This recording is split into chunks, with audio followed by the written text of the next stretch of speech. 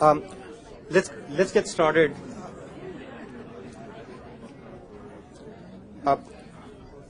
We organized this lecture series in developer productivity basically to invite distinguished speakers from the product teams to talk to us. Okay, can you hear me? Yes. Okay. We organized this lecture series in developer productivity to take the opportunity to invite distinguished speakers from the product teams to talk to us about the challenges that they are facing. And we are delighted to have Brian today to talk to us about the most complex OS software that has ever been written, Windows 2000. And this is a great timing because, as you know, this week we really announced Windows 2000. And also today happens to be Valentine's Day. Yeah. 3 days late on that one. So the launch is this. Can you hear me? Am I on? Yes. All right. So the launch is this week on Thursday. Just as the topic of on the most complex software project, I actually, when I came over to the Windows group, I met with Business Week. They wanted to do a story. And it's the first and only time I learned a lesson on this, but it's the first and only time I've talked to the press. I won't talk to them anymore because of this. But we were going through the interview, and they said, well, what do you think about the project? And I said, well, it's probably the largest PC operating system project in the history of mankind. And they wrote it up as the most important project in the history of mankind. And I looked in the letters to the editor the next week in Business Week, and boy, I was getting hammered, right? People writing in like, don't you think maybe the cure to polio was more important to the history of mankind, you know? It's like, so... completely misquoted, and I won't talk to the press ever again because did I ever take a lot of crap over that. We have about an hour. I'm not maybe supposed to go to 5, but I'm supposed to be back for a planning meeting at 4:30, so we'll have to stretch it short. But you know, I do these. I've done a couple of inside the machine talks, and we only have an hour, and usually it's about 4-hour training for the sales. But I thought we would I'll go through a couple of rules of success of kind of how I view my job and how I think the top 10 rules of success are in working over in the product groups and kind of at my level. And then, you know, I can give you some ideas of what state the project was in when I got there and how we kind of focused on getting done and those kind of things, and just talk to you about what the dynamics were over there and some of the issues we were dealing with, and, you know, make it interactive as we want to, right? I mean, it's your hour to ask me whatever you want to ask me. I'll go anywhere you want to go. So let's get started. The first thing I did whenever I do these talks, let's see if we can make this work, is the top 10 rules to success. And so when I think about it, I grew up in a very small town, and I can never think more than 3 things at once. And when I was in, you know, I've never been much of a researchy kind of person, and that's not a bad thing. That's just I am not that kind of person. I'm more of a dress up in funny clothes and cheerlead large development projects as opposed to go think about really hard problems and long things in the future kind of thing. So when I was in college, I always had these strange things that, being from a small town and not very educated, I always do like these if and only if things, you know, that when you're in these classes. And it took me a long time when I was in college for what the hell are they saying? Why don't they just say if? Why do they say if and only if, right?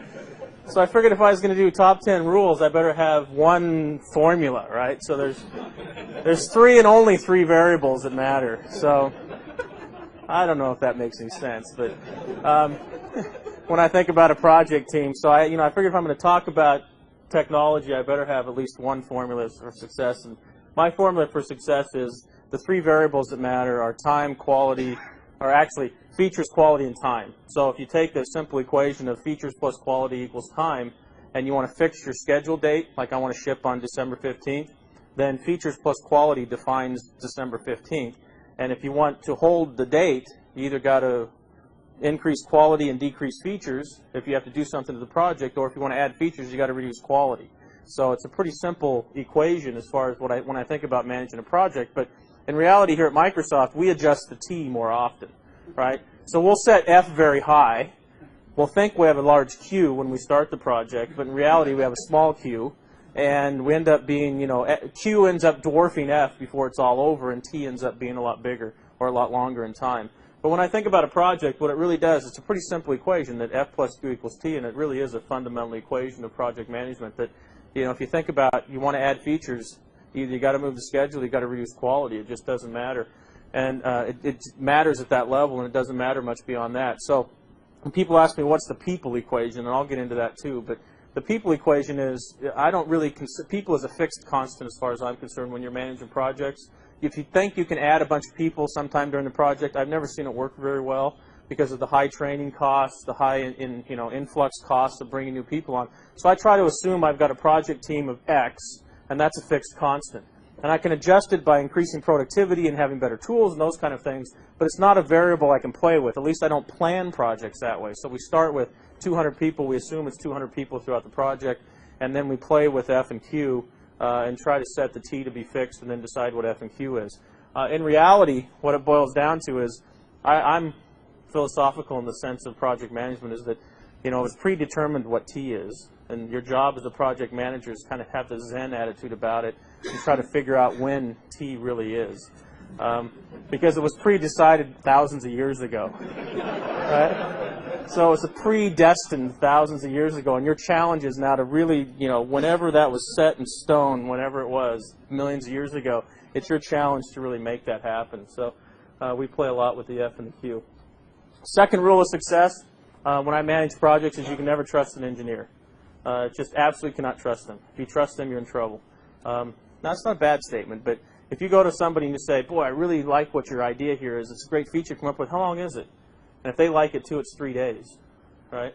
But if you go to somebody and say, man, we really need this feature in the product, this customer's beating us up about it, I got to really get this in, and they don't like it, it's 42 days, right? So if they like it, it's always 3 days. If they don't like it, it's 42 days or longer. Because if they don't want to do it, it doesn't matter. It's going to be extra long, and they'll plan it to be extra long. If they want to do it, as software engineers, we're always overly aggressive and overly optimistic. So really what you have to do is trust yourself when you're managing large projects. And the only way you can really trust yourself is it's not an egotistical dictator thing. You really have to get your hands dirty, get out there in the hallways, find out what's really going on, and make your own opinions as opposed to just trusting engineers to work for you. It's not that they don't want to do a bad job or if they want to do a bad job or anything like that, but in reality, you can only look at spreadsheets so far. You've got to get out there and take the pulse of the hallways and the people and make your own opinions and go with it. Third point I think is very important, which is a plea I have to you folks, is if we had PowerPoint compilers, we could build great products. And so if you can come up with a compiler that can take like a David Vaskovich presentation and build a product out of it, God, we'd have some great software. So, but the challenge when you're managing a project is you'll always get a lot of pressure from on top is, why is it so hard? How come it takes so many resources? I got these great pictures that you produced 3 years ago on a PowerPoint presentation. Why is it so hard to build it today? And why do I get just a little corner of that presentation after 3 years of work and we don't get the whole picture? And so you got to, you always get pressure from the top, but you just have to basically, again, deal with the pressure and drive the project out within reality as much as possible and not let that pressure overwhelm the project team. And really what you have to do is you have to put the stake in the ground and say, this is what we're going to do, this is how well this is the quality bar we've set, and you really have to take the pressure along with the job because, I always say if you ship a great product on time, you have an absolute winner in this industry. If you ship an okay product a little bit late or a great product a little bit late, you're in the ball game and you can do the next rev and the next rev and the next rev. But if you never ship, you can't get in the game. And a lot of people will get in a situation where they think they have to do everything and they can't make those hard cuts. And, it's not, whenever you get down to making cuts on a project, you're not making bad cuts because all the bad stuff was thrown out from day one, right? It's all the good stuff you're cutting, right? It's that stuff people want. It's stuff people have their egos wrapped around. It's stuff that people really want to see in the product. And so it really is hard to make those cuts, but you really have to make those cuts and those decisions at the right time, or else you will be in the mode as never shipping.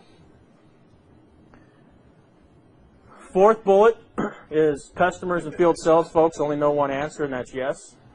So, and the point about that bullet is, if you go ask a random customer, they're typically very tactical. So they have the top 15 things that they're trying to deal with today, and it's killing them today. And if you ask them, do you want me to help you, they'll say yes. You ask me if you want this feature, they'll say yes. You want that feature, yes. You want that, yes. And so really what the situation is there is you have to build a relationship with a key set of customers and a key set of field people to really get that kind of strategic thinking going on out there. Because if we just stay tactical with what we do, then yeah, you can build a product every year, but within 3 or 4 years, you're out of the ballgame because you don't stay up strategically and looking at industry trends and things like that. But typically, that doesn't come from the customer. It doesn't come from our sales force. That has to come from different mechanisms. You can build a community of people you really trust as customers and get them over time, and it literally takes years to get them trained to think this way, but get them over time to help you think strategically around your products. But if you don't do that, then you'll be in this tactical mode forever, and you'll just miss the market as the trends change, or the competitors get in front of you, or they change the direction, or whatever. And so it's really key that if you're building products at the complexity level we have, is you have to build these tight communities around your planning and really spend a lot of time with them trying to get them to think strategically and not tactically. But if you just go out there and ask them a bunch of questions, they're just going to tell you yes every time. They want everything, and they want it today.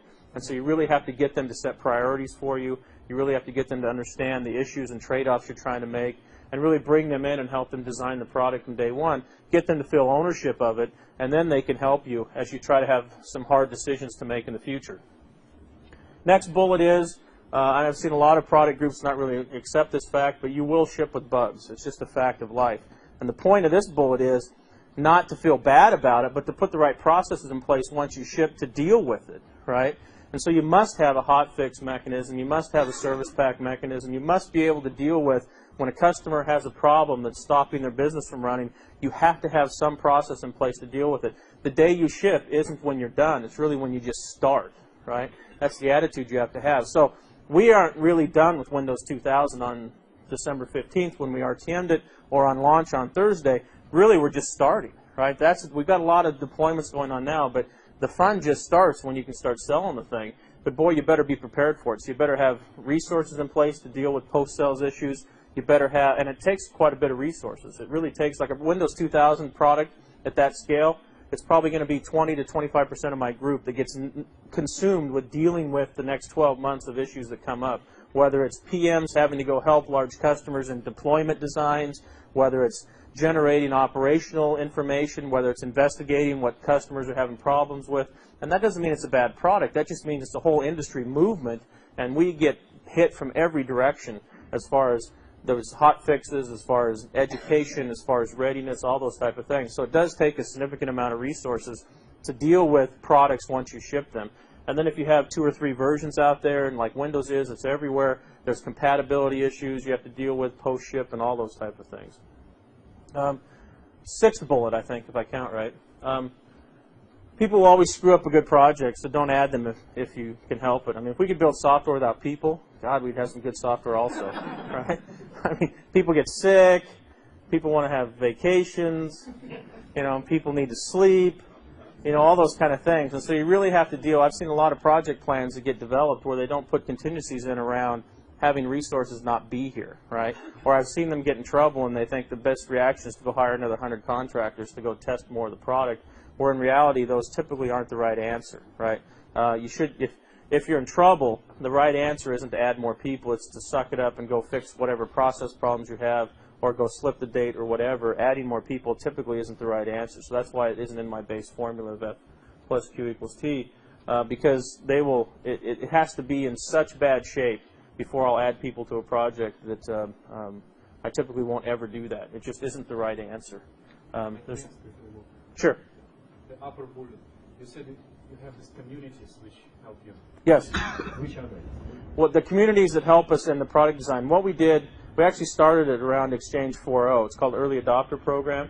And the reason we did it wasn't because we were real smart about it. The reason we did it was we were about 2 years late on shipping that product. And we had customers that were going to Notes and other competitive products like CC Mail. And we had to, and it was like GE, Boeing, Texaco, Shell, Glaxo, Wellcome, very big customers, right? And they basically come to us and said, if you don't ship this product pretty soon, then we're going to go to your competitor's product because we've based our plans around it, but we've given up on you. So we said, oh, we got a great idea. Why don't you take this next build we have and start running it in production and we'll support you. Just as if it was shipping, right? That was kind of, and that was the intent of trying to hold the customer, right? But what it really ended up being was, they said, oh, that's a great idea. We can do that so we can now get heavy into our evaluation. So what if we send a bunch of people to Microsoft and help you test before that milestone and help you figure out if it's going to work in our environment? And that was a year before we were going to ship, right, in reality. And so we brought them on. It actually ended up being a program that went to 45 customers in total by the time we shipped. But they came on, they brought all their environments with them, they were willing to sit there and find bugs with us, help us with testing. They were able to go into deployment early so we could find all those tough deployment issues before we shipped it. It ended up being this great program where we had to really fight hard for it in the beginning because we had this attitude that we can't bring customers in and show them how it really works. Because once they really see our bug database, they're going to freak, right? And they're not going to understand what it means the way we build software. And so they're going to run as fast as they can from us and never even look at Microsoft again. Which they probably should have, but no, I'm kidding. But in reality, what happened was they came in, they were able to keep their mouth shut, which was the biggest concern. Was they're going to run to the press, they're going to run to our competitors and tell them everything before we ship. And they didn't do that, and they actually became very, very good partners for us. They became, because they were in that early, they became advocates and partners with us, and they were actually out there selling the product for us, and we used them as great references, and we learned a ton about deploying the product before we shipped it.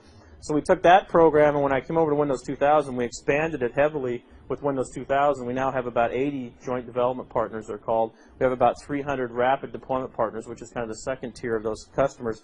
But we turn it into a full cycle thing now. If you're a JDP customer in the product group, you're there 7 by 24 by 365, no matter where in the product release cycle we are. So now as we're starting the next version of Windows, they're in there helping us set priorities, go through the appropriate scenarios, help us design the product from day one. And so they're not just a testing resource for us, they're actually a joint partner with us on helping build these enterprise products, which then is just a fantastic relationship. It's turned out to be a very, very successful program because they now become spokesmen for us in the industries, right? And it's better to have a customer speaking for you, without a doubt, than it is for us to speak for ourselves.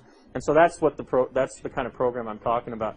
Besides all the kind of internal PSS feedback programs and the field feedback programs, the joint development program is one of the key programs we have around that. Sounds pretty expensive. I mean, how are they willing to do this?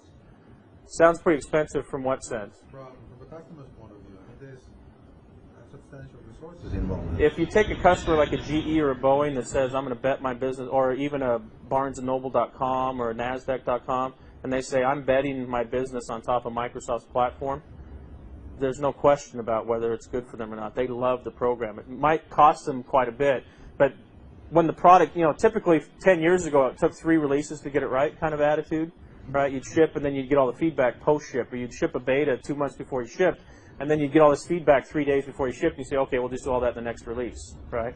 And so it now gives us a very long lead time on getting feedback on the product, make sure it works in those environments, and the customer gets very rich input into the product. So the day it ships, they know it's going to work in their environment, which actually saves them a lot of money, because before they might start down these long evaluation cycles and they have to stop because the product couldn't go to where they wanted it to go and those type of things. So it's actually a great win-win. And I don't call them partnerships, I actually call them marriages when I talk to these customers, because it really is like a marriage, right? I mean, some days we love each other a whole lot, other days we're not so happy with each other, right? They'll get mad because we cut some feature, but we had to go through a big negotiation about, no, I want to go to McDonald's and they want to go to Daniel's Broiler or whatever. And so, we have these kind of tight negotiations, but it's because we're committed together. They bought our platform and our strategy, and we have promised to say we'll deliver as best as we can against your requirements, that it's just a great program for us from that sense. So it's actually better. I mean, they're knocking down the doors trying to get in if they're not in already, because they see the value of that program from day one. Do they participate in design then? They participate in the design also, yes. We have. What I do is, it's actually, the great thing about the program now, it's turned into its own community. So they're actually their own kind of customer forum, or whatever you want to call it, that now they don't come to us as 80 voices, they come to us as one voice. And so what they'll do is they'll have pre-meetings before they come to us and set their own priorities among themselves, fight among themselves, get their shit together basically, because it's better for them to come with one voice that represents 10 million seats as opposed to 80 voices that represent 50,000 to 200,000 seats. And so they have a lot more weight when they come to us as one voice. But we'll send them off with, okay, go study these priorities, go you guys decide among yourselves what it is, and then come back and meet with us on what we should do in the next release of the product. But they're involved in design. So if we need to go to them and say, we're thinking about developing AD extensions to deal with meta directory kind of issues, and we need to know what kind of business logic and schema mapping kind of things to do across your environment, here's what we're thinking about. Go look at your environment and see if we're going to satisfy that within your environment, and tell us if we need to extend our design in one way or another. So they get involved at that level. And Not all 80 of them. Depends upon who they are, how literate they are with our technology internally.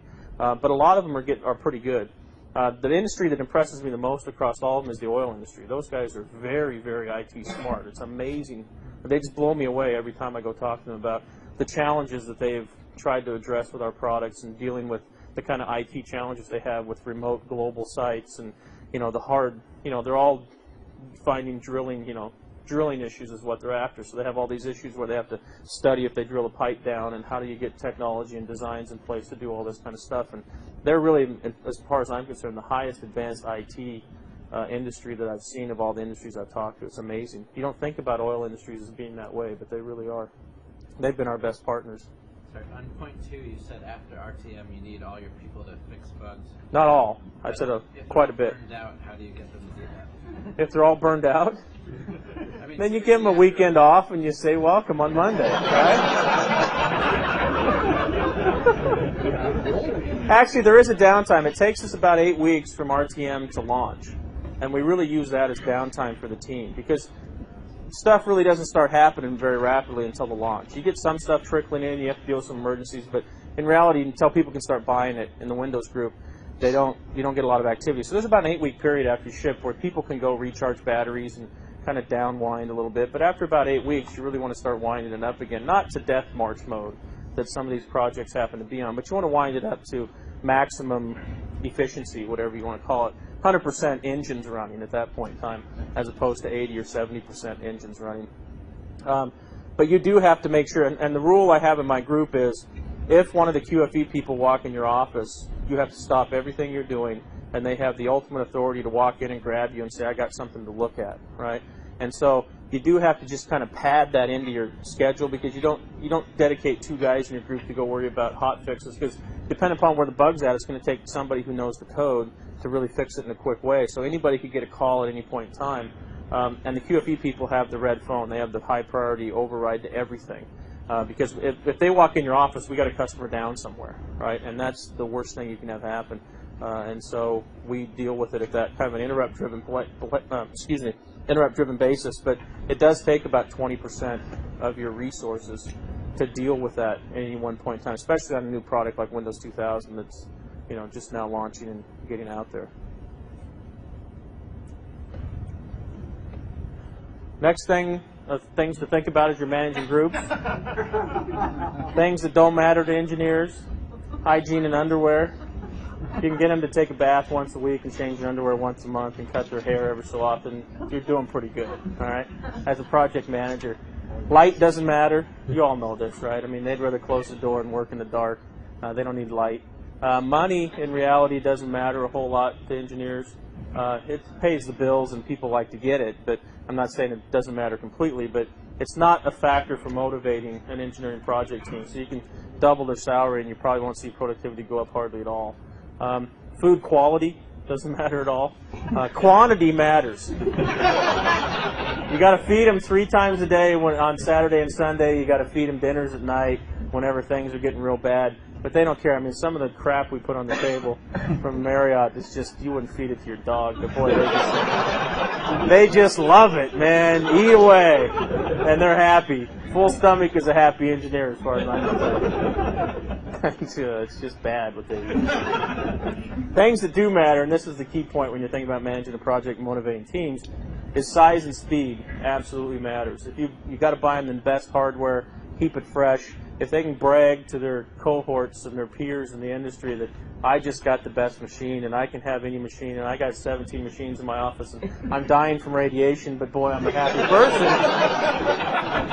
But I'm dying fast. Then, it's just to be able to go out there and brag about, tools. I love processors, I love PCs. I got everything I need to do my job. Because in reality, it doesn't cost anything to buy that stuff. I mean, it just doesn't. If you look at the total cost, I figured it was costing us about $50 million a day not to ship Windows 2000, right, as a company.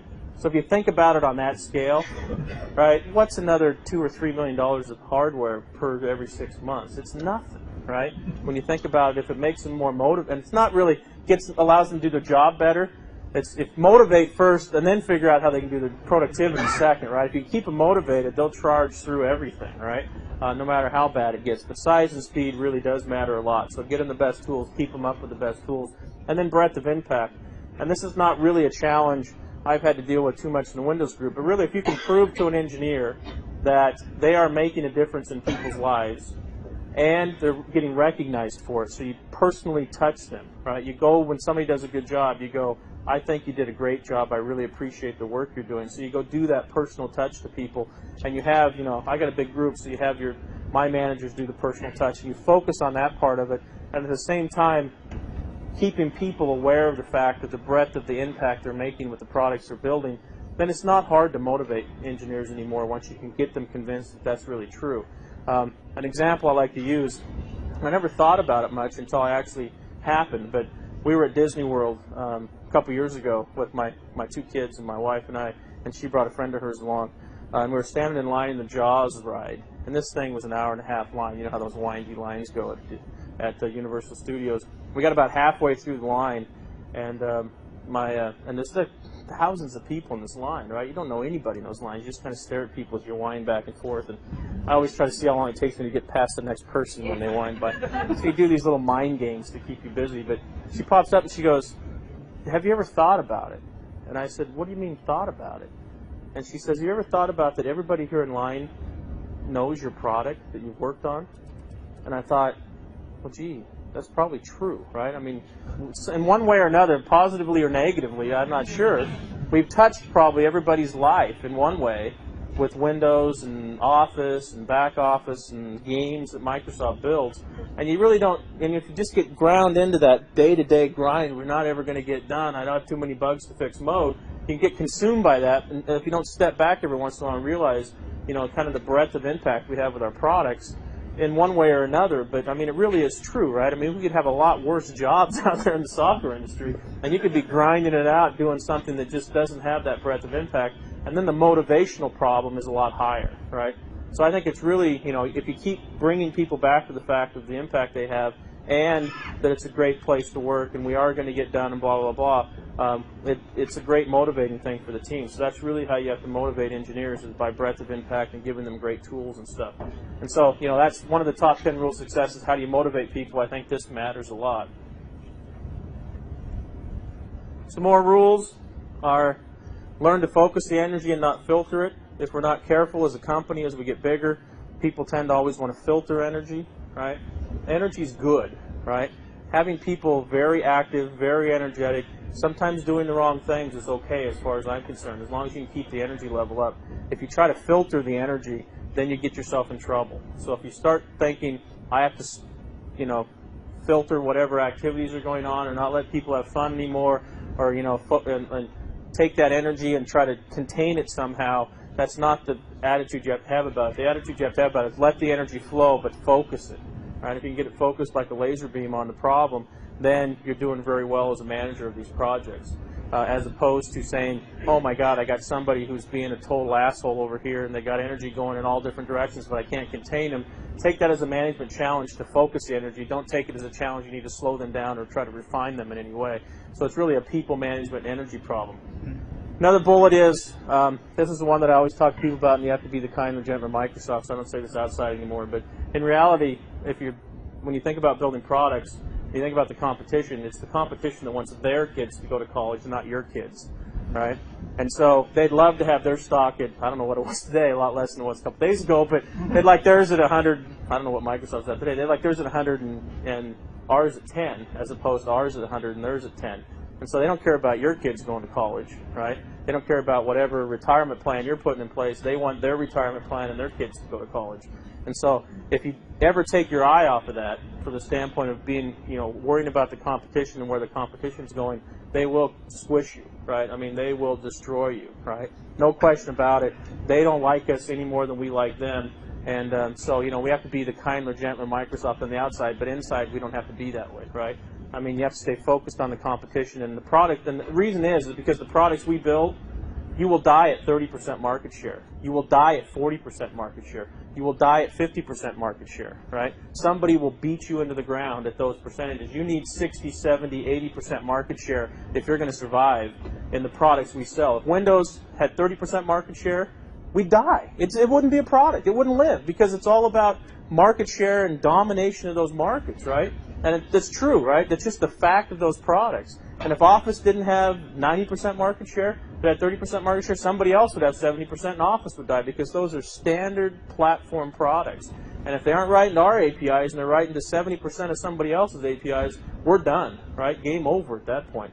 And so we have to always think about that way. It is about market share, and it is about 80+% market share in the products we build, or else we just don't have products. We're not going to exist as a company if we don't think about it that way. So we always have to keep that eye on the competition. And then another bullet is, I've seen a lot of people come in from outside the company and really have a tough time dealing with this one when you're talking about project management, is that change happens pretty rapidly in the industry and this company.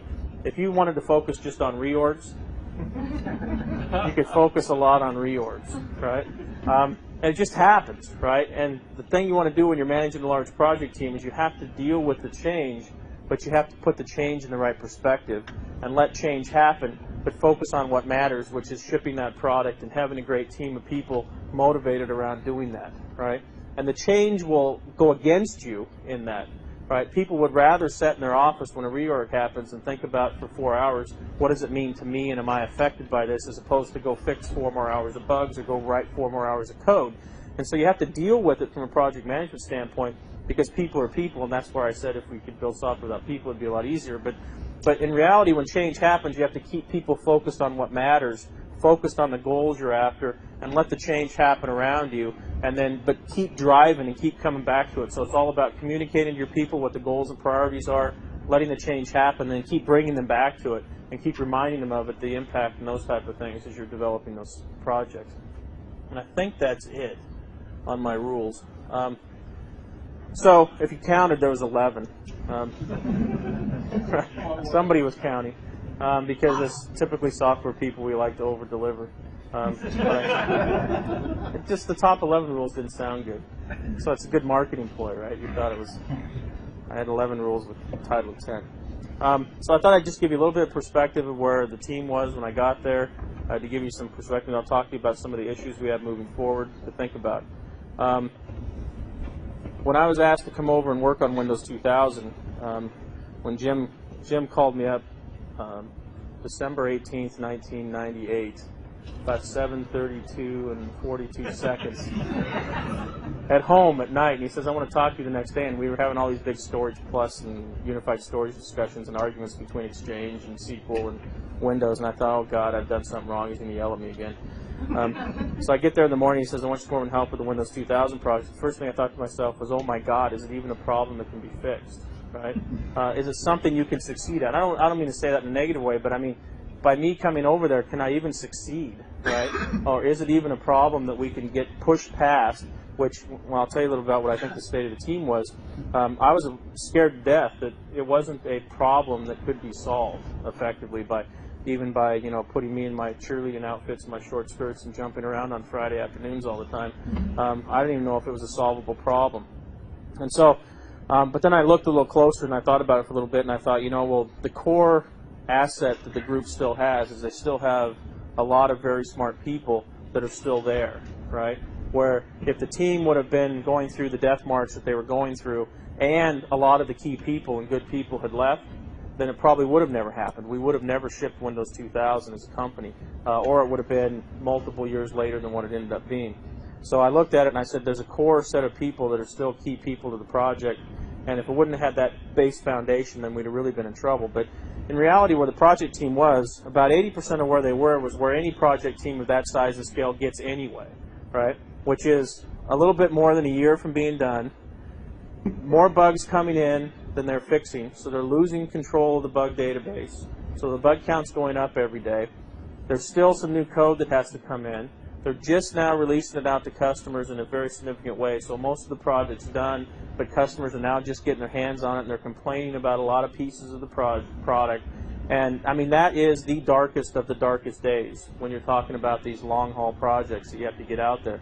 And if you don't keep, like I said in some of those rules, if you don't keep bringing people back right, to the impact they're having and the focus they need to keep, and don't worry about the change. Let's just get singularly laser focused on the problems and the priorities, then you're going to lose them, right? I mean, that team was close to being lost because, I mean, Exchange 4.0, we had those days also. I mean, we were at some points where we said, we're never going to be done, right? I mean, let's just put a gun in our mouth right now and get it over with, because we'd have to get better to die, right? I mean, that's how bad it was. We were down there.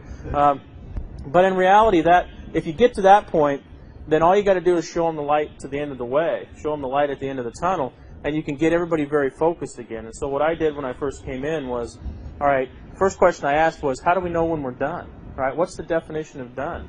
And I went to all the different groups, and I got different definitions. Right? So nobody was driving towards a common set of 3 or 4 or 5 things to get done, which by definition was adding to the stress, was adding to that blackness of we're never going to get done problem. And so the first thing I did was I said, well, got to get somebody in here that knows how to define done. So I brought a guy over from Exchange and said, your job is to define done. And so that was the first challenge, was just so we could take a top-down view of the project and have a definition of what it meant to be done. Have a release criteria that once we met it, we'd be done. Have a customer JDP program criteria that meant when we met it, we'd be done, and those kind of things. Kind of a simple thing, you think about it, but it's something you can lose track of very quickly if you're managing a project on that scale.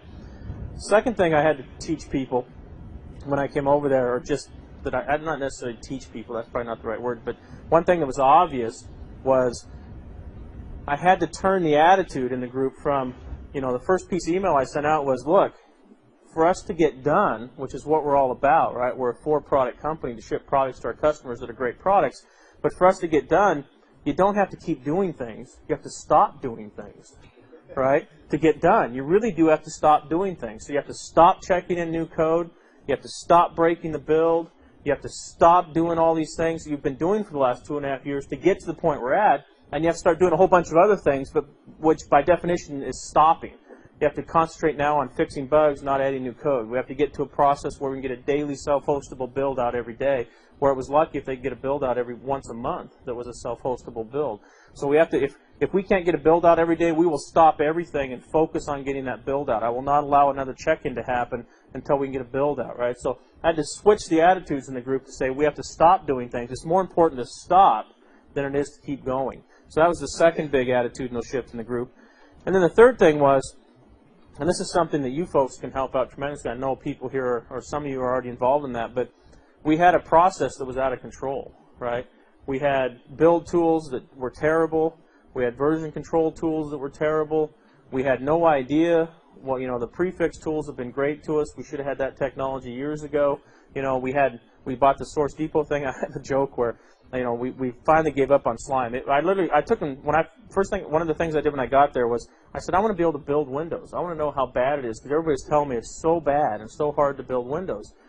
So I bought a four-way Xeon Gateway Dell machine.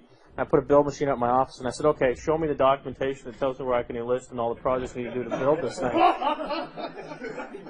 And Mark Lukowski walked in my office and says, I'm the guy that needs to help you, because there was no documentation. So it took me about 4 days to get enlisted, because every time you do an enlistment and then you try to sync up, it fails somewhere in between, and you wouldn't get a clean sync up.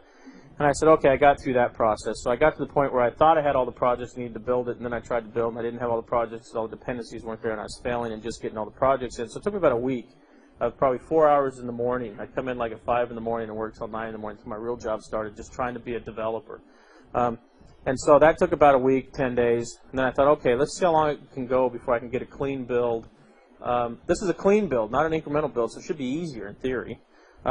And so that I can install it onto my second machine here, and that'll be my primary machine I self-host on with my email and everything else once I can get a build going. Well, after about 5 days of no email, because I couldn't get an operating system to run Outlook on top of, couldn't get it built, I thought, well, just let's start keeping track. So every night I would try to do I'd do a sync up and then try to do a clean build in the morning. And this was last year's NBA season, and of course the 76ers, I think, were 5-58 at one point in time in their record. Well, I was 0-67 on clean builds.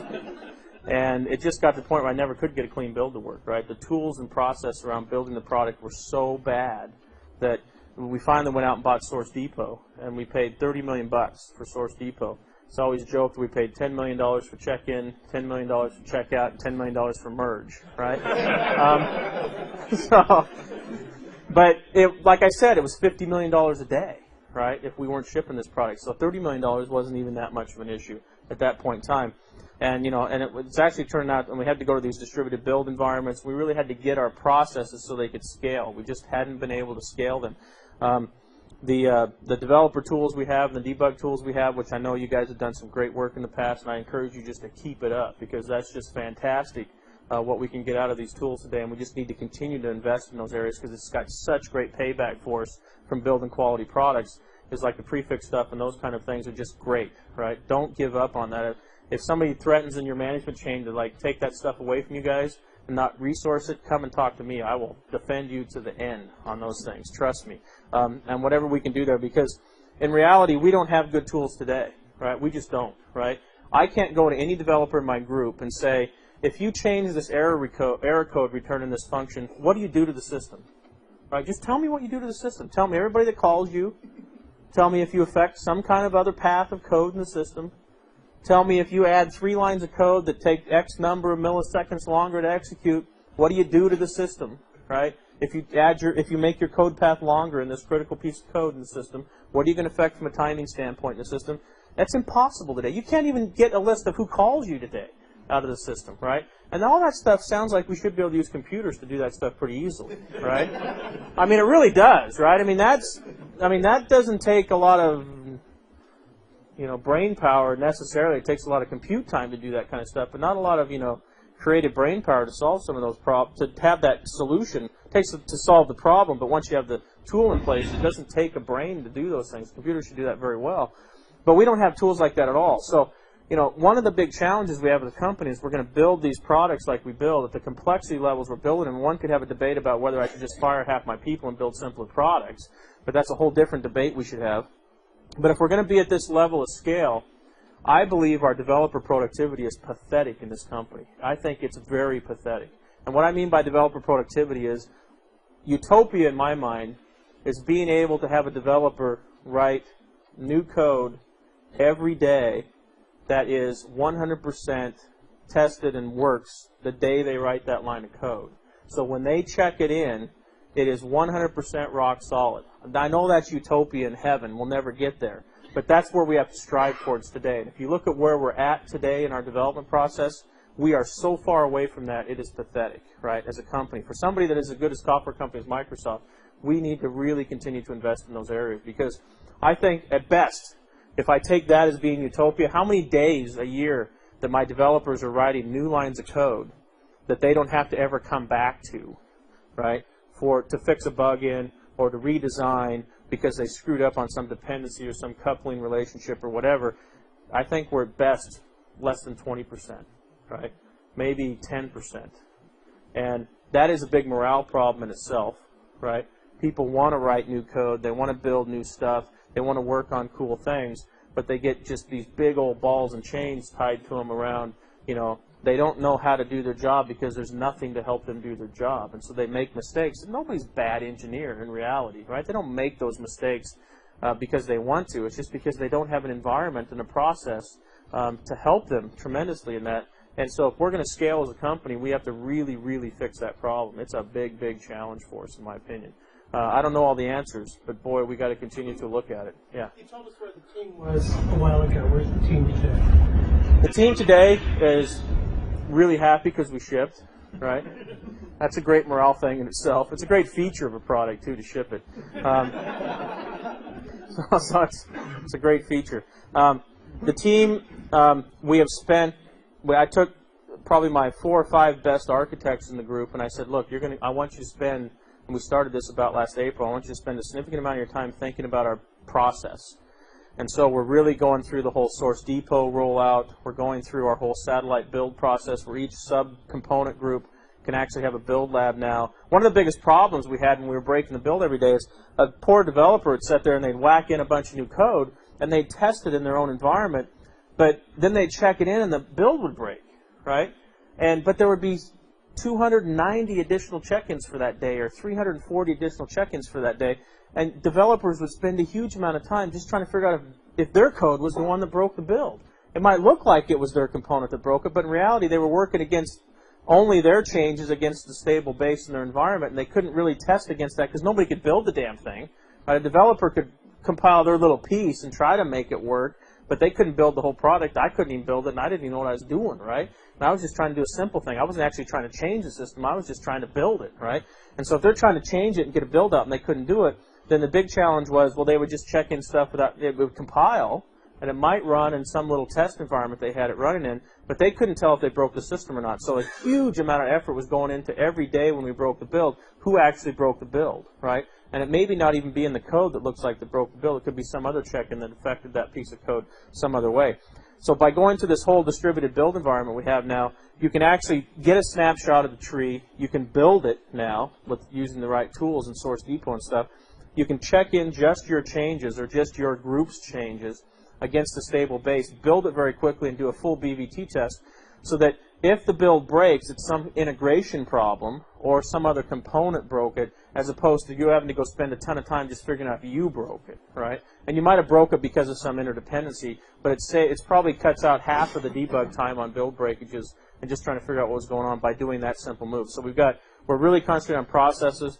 We doing simple things like having an engineering handbook in place so that if somebody comes on the project, they can actually find out how to do things, where things are, how things work, you know, how to write globalized code from day one so you don't have to go back and retouch code because it's not globalized correctly or those kind of things. There's a bunch of that information that just never existed in any consistent way, so we're going to a full online engineering manual for those type of things.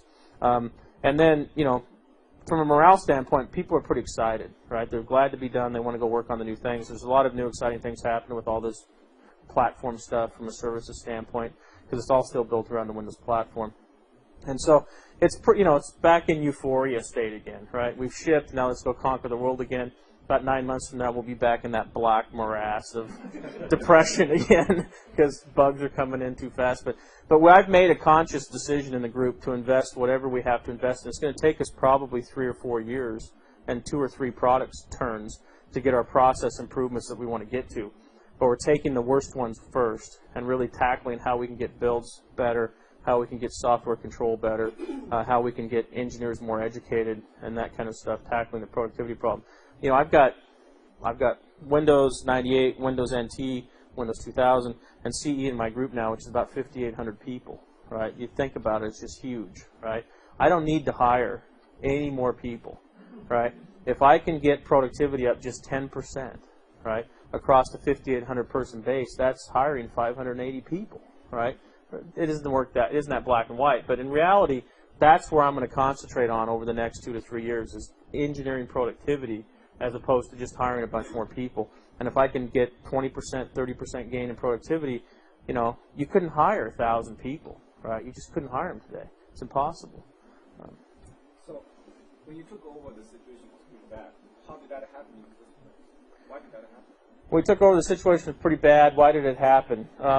Part of it is just the natural evolution of the product cycle. Like I said, you know, it just got to where people were going down. I think what they did was some of the processes and scale got away from them, right? So it got into be a bunch of little component groups doing a bunch of things that wasn't coordinated as well as it could be. And so they had all this scheduled chicken going on, and they had all this other things going on but they really didn't have that definition of what it meant to be done. Other things they got away from them was their milestones and their bug counts, right? They let their milestones stretch way too long. And one of the key things you can do as a project manager is have short milestones. I say it in a negative way, obviously, because I'm a very positive person, and I'm very sensitive to my engineers. But I say, you know, if we have short milestones, we can only fuck it up so bad, right? And it's the truth, right? I mean, if you only have 12 weeks, you can only screw it up 12 weeks worth of work, right? But if you go 6 months and you don't have some hard, rigorous checkpoint where you're going to deliver to a customer and let them go into production with it or whatever in a JDP program, then you'll get out of control very, very quickly, right? So you have to short milestones. So what I did when I came in is I said, look, we're going to have milestones that are literally 2 months apart, and we're going to have external deliveries of those milestones, and we're going to drive to that, which meant you can only have about 4 or 5 weeks of development time, and the rest of it has to be testing time, and most of it's all testing time. But really had to teach the group again how to ship, right? And just shipping milestones, you can have big parties about it, right? The first, we did RC1 of beta 3, if you can imagine that, right? I mean, But we had to have something we could grab onto, right, as a group and say, we can do it, we can deliver, right, as opposed to breaking the build every day and never getting it done, right? And so even at RC1 Beta 3, they were so excited about shipping. I have a Friday 4 o'clock meeting where I'd stand up and read from the Weekly World News and those kind of things, do a little comedy routine and those kind of things. And the reason I do that is just to bring everybody together in the building, 26 cafeterias, so you can see each other every week, let off a little steam, buy a bunch of beer, get people happy again. But the real tool of that meeting was I could stand up there and I'd read from the Weekly World News because I would tell them that they don't have a life, so I need to tell them what's going on in the world every week, right? And, of course, what better source than the Weekly World News? But the second thing is we could drive it to weekly milestones, right? Every week we could stand up and say, this is what we wanted to get done last week. How did we do, right? This is what we want to do next week as a group, right? It's hard thinking about those kind of overriding things as a group, but focus it even down to the week, right? And when we shipped Beta 3 of RC1, they were so eager to ship. I said, with Windows 2000, we're going to write our name in history with this release. So I'm going to start right now, and I'm going to write my name on this pillar in the cafeteria. And so I pulled a Sharpie out and wrote my name on it, signed my name on it. Well, about 4 hours later, the entire cafeteria was graffitied with Sharpies. I mean, that's how eager they were to ship. That's how much energy was ready to be released from that group, right? That's how, and I had to pay for it myself to get the cafeteria repainted. I spent from midnight to 1 a.m. going around changing all ass to bass, or fucks to sucks, So there was only about 12 places, but they were way high on the ceiling, so I had to climb back up there and change all the X-rated terms to PG-13 terms with Sharpie pens. And then the cafeteria staff came in the next morning and they actually voted to leave. I've never had the cafeteria staff actually go on strike. We didn't have anything derogatory in the cafeteria against them. They just thought it wasn't a very good working environment. So they got together and had to go talk to them in the morning about why they shouldn't leave, because one of the rules is quantity of food, right? So if I lost my cafeteria staff, it was going to slip the project. So I had to convince them, and then I offered to have it repainted immediately, which we did the next day, but I had to pay for it myself because I started it. But that's a whole different story about management. What was the definition of done, and what's the next step? The definition of done, it was pretty clear what the content of the product was, so it's like try to take what the content was and define some clear goals around that, whether it was around business application platform goals, whether it was around management TCO goals, whether it was around internet capability hosting goals, those kind of things, and quality goals, right? Set the bar on where we wanted to be with reliability against NT4. Set the bar where we wanted to be against scalability and performance against NT4. So it was kind of your basic, but it was overriding of everything, right? It wasn't how good Active Directory it had to be, it was how good the system had to be. So getting people to think about it as a system again, not just a bunch of components within a box called Windows 2000, was the challenge. And then there was some testing quality release criteria, but really we had to sit down for almost 2 months and define what the release criteria was, which run these number of stress tests for this number of hours without failure, pass what percentage of these kind of bugs, have the JDPs vote in this kind of way, blah, blah, blah. So it really was just the basics of thousands and thousands of release criteria definitions and passing that criteria. And then drawing it up to 3 or 4 top topics. But it really was all about being a lot better than NT4, reducing cost of ownership, being a great internet hosting platform, and being a great business application platform. If it didn't fit within that criteria, it didn't matter. And those are pretty broad sweeping things, but it gave people a decision framework. Right? One of the rules I have a couple rules in my group. One is decisions in 10 minutes, the next one's free. Right? So, and people say, well, why do you have that rule? And I say, well, what are decisions? Right? Decisions are really just tools. Right? They're tools to remove confusion. Right? And so if you can make decisions rather quickly, you can remove confusion rather quickly. And confusion kills you in a project management standpoint, is that you have a bunch of people going off in different directions confused, and they don't have a priority against what they're doing, then you're going to be 2 or 3 years of shipping. So it was basic done definitions. There wasn't any magic in it, but it was getting the whole group to believe in it. So what's the next? So what's the next? The next release of Windows, we have Millennium, which is the Consumer 9X version. But the next release of NT technology is targeted to ship March 2001. It is full across all the PC lines. So we will retire Win9X on the consumer retail PC line. So we'll move NT into the consumer home space, which when you do that, there's a lot of things you have to do to clean it up. People don't like Control-Alt-Delete to log on, right? They just don't like that at all in the home. There's a lot of rough edges that makes an NT kind of a industrial strength, enterprise, professional operating system. People at home go, ooh, God, that's hard. And so you have to clean up a lot of the UI and do some things there. But really it's about device and application compatibility, number one. But we need to get to one code base across our operating system product line, at least in the PC space, because it just kills us today, having different operating systems. It's just huge. Right, Millennium is 500 people that could be working on an NT basic code that, they're doing stuff that's new features in Millennium that we got to port to Windows 2000 to do the next release called Whistler. It's just hugely inefficient as a company to be in that mode. And there's reasons why we got there, but we're going to get out of it in the next release. That's focus number one, is get NT in the consumer space. Focus number two is remove any deployment blockers around Windows 2000. So what we learn over the next year, just make it even a better business platform, a better internet hosting platform. Take AD and make it so it can be a hostable LDAP directory just on its own, without having all the security stuff and everything else you have to put into it. So if somebody, an ISP or ASP, wants to host AD as their directory, it's very simple to do that. There's a bunch of things we can do like that. Then the third thing is continue to concentrate on scalability and manageability. With all the Unisys 32-way boxes coming out this year and those type of things, we really want to be there in that game to go after that Sun 10K box for sure with Whistler. Yeah? Do you see that black hole long-term death march crunch mode as inevitable in a big project? I view projects in two types of projects. There's what I call architectural generation shift products, right? That we do probably once every 8 years on a product like Windows or Exchange or SQL or something like that. And then there's what I call just refinements of the same generation, right?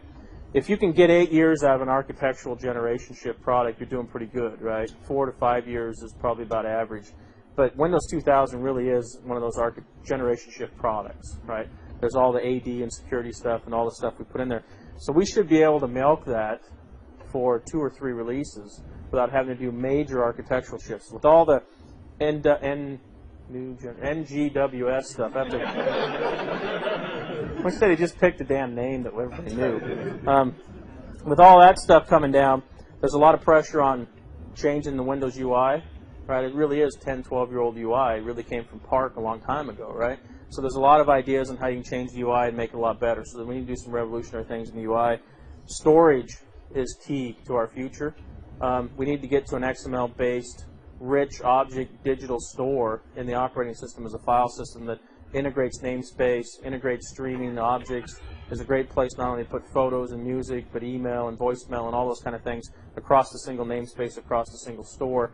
That's all XML-based and goes offline real easy and blah, blah, blah, blah, and can go take on Akamai and the whole caching, internet caching space and all blah, blah, blah, blah, all those kind of things. That's what architects and engineers talk about. I just go blah, blah, blah, blah, and all those kind of things. I'm not that bad, really. But that's a big push for us, the storage. Another big push for us that's going to force us, I think, to do those two things will force us to do architectural shifts, because you have to tie that UI to that storage, right? The way you browse, the way you search, the way you categorize, the way you store, all has to be integrated. Third thing is manageability. People are building out these replicated .com environments across thousands of moving parts, hundreds of moving parts called PCs, and we really need to take and treat them as a single service across a bunch of moving parts from a manageability standpoint. Today, you have to if you're a Microsoft.com with 400 PCs, you have to manage them as 400 different PCs, and it's hugely expensive. We really want to be able to manage it as Microsoft.com and have 400 moving parts, right? So your manageability has to look at it as a single system view across the logical service as opposed to a physical system view across 400 PCs, and not manage each single PC. But if I just want to do a simple thing like apply a service pack to my environment, I want the system to apply the service pack for me in a transacted way, and if it fails halfway through, it backs it out and gets me back to a steady state that I know I trust, right? If you look at Buy.com today, they're one of our good customers. They have about 300 PCs that run Buy.com. They don't have 300 PCs. They have 600 PCs because they have a completely replicated environment. They go do all their new application stuff on, all their new testing on. If they have to do some bug fixing in the operating system, they apply that, and then they get that thing all ready to go, and they flip the IP addresses, their load balance machine on the front. They'd flip it and point to the other 300 machines. Now they use the other 300 to go do their next version of their web pages, their application updates, and everything else. Completely redundant environment, right? Not a bad way to maintain 100% availability, but it's just very expensive, right? If they could take 300 and treat it the same way, where they could apply the fix to it, and the manageability of the system knows how to get those fixes into the system with no interruption of service, that's really where we want to get to, right? So that's the big manageability push of the future, is to get us to the point where we can manage it on a logical service basis, not on a physical machine basis. And then the fourth thing is continued scalability and all the different things around that, around hosting, right? Really bring internet scale to the PC platform in a big way, even a bigger way than it is today. So it's storage, UI, manageability, and scalability, really, internet hosting, internet scale. And those things, I think, are going to force us into an architectural change. When you talk about storage, that's a pretty fundamental change, right? And so those are going to force us sooner than 6 or 7 or 8 years on Windows 2000. And in fact, you'll start to see some of those things come in the next release after that March 01 release. So it'll force us to do some architectural changes pretty quickly. Yeah. Over the last couple of years, all the nasty comments that competitors have made about Windows 2000, the one that I think you heard the most was, it'll never work because it's just too big. I think I heard Bill Joy a year ago say that it was 6 times as big as Solaris. Turning that comment on their head, what they're saying was, well, we could never build a project that big. So, just from the sheer standpoint of the scale, how would you say you pulled it off when our competitors were saying they could never? The funny thing about that whole thing that happened in the industry was, you know, software tends to be macho, right? So, oh yeah, I got 30 million lines of code. How many you got, right? Oh, son, you only got 25. No, son's got 32 million. No, heck, we got 50 million lines of code now. We're tough. We're big. Son did a good thing and said, wait, after about 32 million lines of code, which is what we have, it becomes unmanageable. So if you got 50, then that's obviously a bad thing, because 32 is a good thing, right? I never quite understood that marketing logic, but that's the way it was. But in reality, the numbers that were being thrown out weren't the right numbers anyway. It was people being macho. We actually have about 28 million lines of code, but that's everything, right? That's every device driver, every component, every piece of UI. And when you install a server, you get about 14 million lines of code. When you install a desktop, you get about 10 million lines of code. So depending upon what video driver you have and what I/O system you have and blah, blah, blah. And so it really isn't that big of a system in reality is what people were talking about. But how we pulled it off with the largest software project in the history of mankind.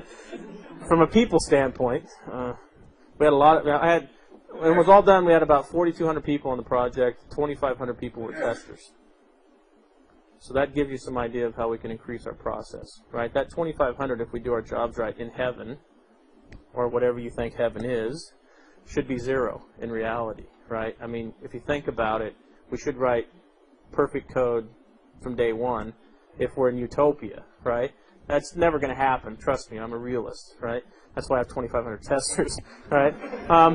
But in reality, I think 2,500 is a lot, right? In fact, too many. If we increase our productivity, increase our processes, increase our tools, increase the way we build software, the way we do designs, and not to add bureaucracy, but to add efficiency and productivity, that 2,500 number could easily be cut in half, I believe, with automation and tools and everything else. So we just overkilled it with people. Just overkilled it, right? Pounded them on there. And that goes against one of my rules. So, you know, like you said, right now it's about 25 million lines of code. So in like 5 years, how many lines of code will we have? And do you think the current process will scale to, you know, meet that kind of... Yeah, if you take a running system, I don't think a running system will get significantly that much bigger in the next 3 to 4 or 5 years. For instance, if we do a new storage subsystem, it should replace NTFS. We're still going to have NTFS. We're still going to have FAT, because you have to have it for compatibility reasons or people that want to run them in certain configurations. But that new storage system, if you look at it, it's coming off of the Platinum Store and Exchange, it's not that much bigger than NTFS is today, right? It really isn't that much bigger. And so the goal isn't to go add a whole bunch of new code. The goal is to refine what we have there today, or change, or rip complete components out and put new components in. IPv6 is a very big component for us if we're talking about continuously connected wireless networks. You want to be able to roam all around the world and be continuously connected, and not have your IP connection be broken every time you cross a subnet, then that's a new IP stack, but that replaces the existing IP stack. So there's a lot of architecture coming in the system that replaces fundamental pieces of the system as exist today. I could take 2 more questions, and I got to run. Sorry. Yeah, so one of the measures I like is lines of code you write per meeting, because basically the idea is if you have a well-componentized system and you've defined the interfaces well, you go to make a change, you should be able to tell what the impact's going to be. Right. How many meetings, if you have to go and talk to people, have a meeting, and if that starts to grow over time, you're getting in trouble. And projects I've seen that are really in trouble have this, this communication scenario where somebody has to go to talk to 4 people in order to make a change. And or the worst scenario is they write all the code where they should be talking to people and they aren't talking to people. So one way you can look at that, you can look at measuring that, but how will you know when sort of the architecture is getting bad or when that sort of thing is happening? What measures do you have in place to sort of? Yeah, I mean that's a challenge, because one of the things we have is I've got a guy actually thinking about it now as part of the process stuff, but there are no metrics that existed as to one of the questions I ask is, I'm always a guy that says, how do we know when we're done, right? Well, the question I ask when we decide we're going to fix productivity is, well, how do we know if we've increased 2% or 20%, right? How do we measure that? And so there's a guy right now thinking about that problem, but in reality, there isn't an answer today to that, right? Dave Probert is involved in that. I can hook you up. Send me a piece of email, and if somebody here wants to get involved in that project, hallelujah, come and help, right? Because it's a hard problem, right? You can look at bugs per line of code, and you can look at all the traditional stuff, but that really doesn't tell you the state of productivity as far as I'm concerned. One last question, yeah. We don't need more people. Why do we have so many more buildings?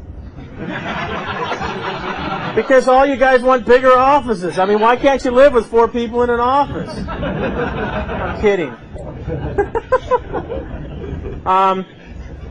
Well, I think the ratio I saw at Microsoft was there's 10 additional jobs for every 1 SDE job.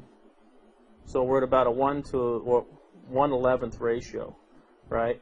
Of people actually writing code that goes in a product on a CD, as opposed to other employees in the company, which that in itself may be a different topic of discussion.